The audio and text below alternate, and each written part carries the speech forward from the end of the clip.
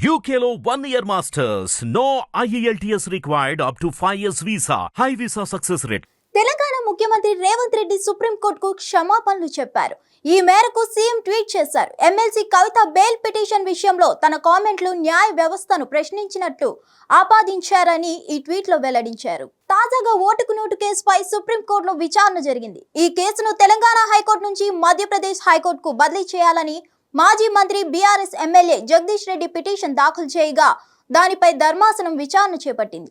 విచారణ సందర్భంగా Delhi liquor scam కేసులో కవిత బెయిల్ పై సీఎం రేవంత్ చేసిన వ్యాఖ్యలను సుప్రీంకోర్టు తప్పుపట్టింది.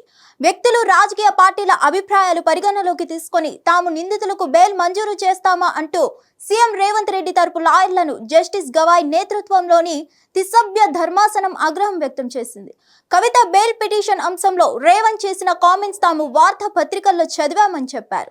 సుప్రీంకోర్టు పట్ల గౌరవంగా మెలగాలని, రాజ్యాంగబద్ధమైన పదవిలో ఉన్న వ్యక్తి ఇటువంటి కామెంట్స్ చేయడం సరైంది కాదని అసహనం వ్యక్తం చేశారు. దీంతో ముఖ్యమంత్రి రేవంత్ రెడ్డి సుప్రీం ధర్మాసనానికి క్షమాపణలు చెప్పారు. భారత న్యాయ వ్యవస్థపై తనకు అత్యంత విశ్వాసం, అపారమైన గౌరవం ఉందన్నారు.